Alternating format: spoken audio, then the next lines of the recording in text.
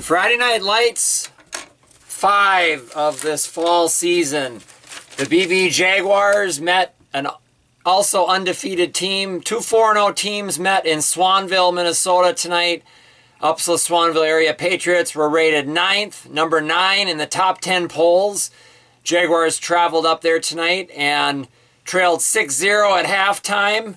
It was a crazy first half, just like a week ago was against Atwater Cosmos Grove City.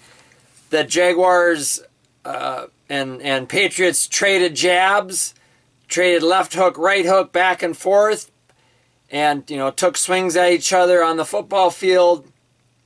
It was a great first half to watch.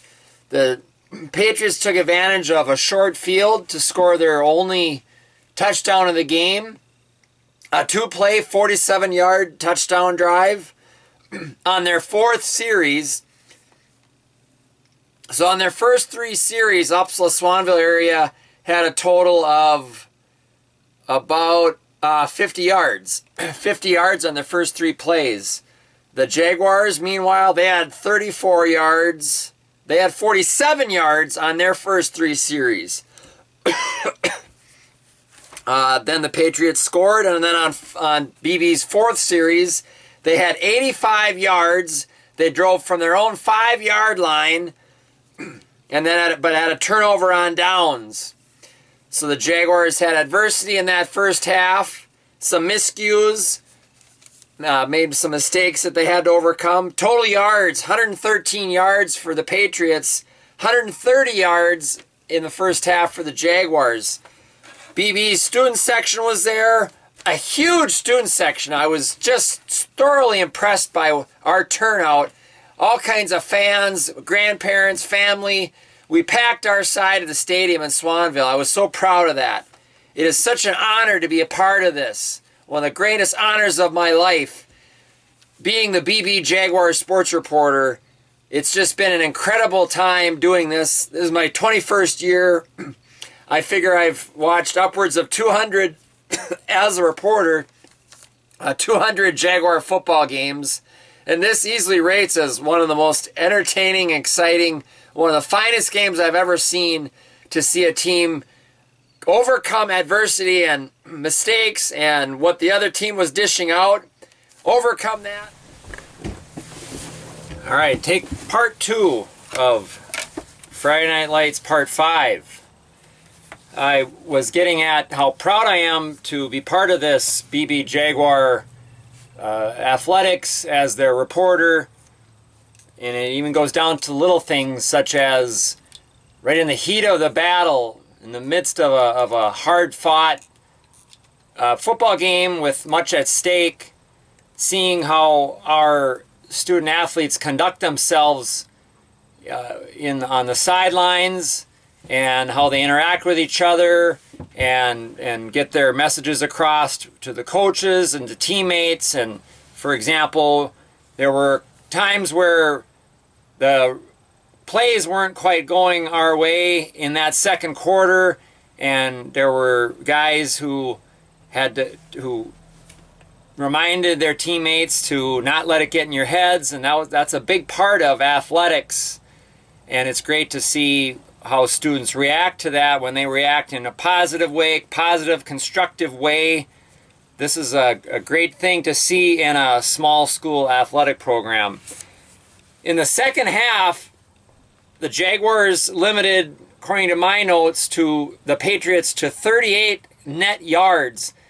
Upsala Swanville had 55 yards on their first series, on their first drive.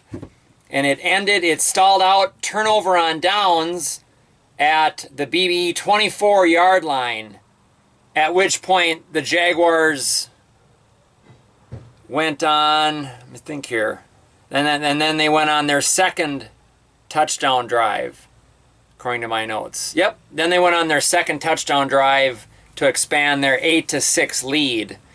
But on the Patriots' 7th drive of the game, in the second of the second half, they had 3 plays for a net -4 yards.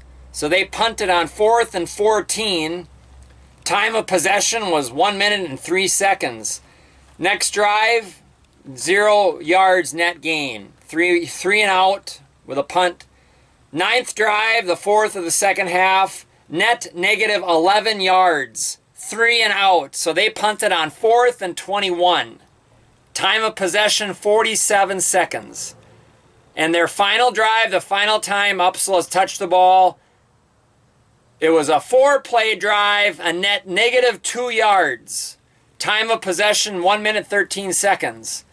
So their last 4 drives yielded a net negative 17 yards. And 3 punts and then a turnover on downs.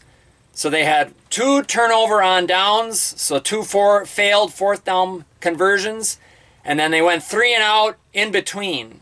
That's a tough second half. The Jaguars showed their superiority in this game.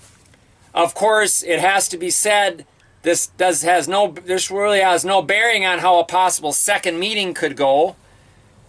So keep that in mind. The Jaguars scored on their first 2 drives of the second half. 8-6 lead after the first drive with Owen Paulson extra point conversion carry to give us the lead for good. And then a 4-yard plunge by Paulson in the second series to put us up 14-6. And then the Jaguars gained 20 yards, 35 yards, and finally 49 yards on their last 3 drives. They had a punt and then interception. And then on the last drive, the game was called. The Jaguars were inside the 20, and the refs called the game with 1 minute and 22 seconds left. So in the second half, the Jaguars had 245 offensive yards on 34 plays to score 14 points. 22 plays for the Patriots, net 38 yards, and no points gained. Now we prepare for Browerville for homecoming. I don't know, I can't think of Browerville's overall record. I'd have to look it up. But they had a tough time with Benson last night. So what I take from that is whatever went wrong with Browerville last night, you know that Coach Peter Meyer and his staff will clean that up, and the Browerville Tigers are going to bring a formidable unit to town next Friday for homecoming. It is, I believe, the 36th homecoming football game for the B-B-EJaguars. Of course, in year 1, there were separate homecomings for both high schools, Brooten and Belgrade. So Jaguar year number 1, they had 2 homecoming football games back in 1988. Homecoming, let's get ready for it.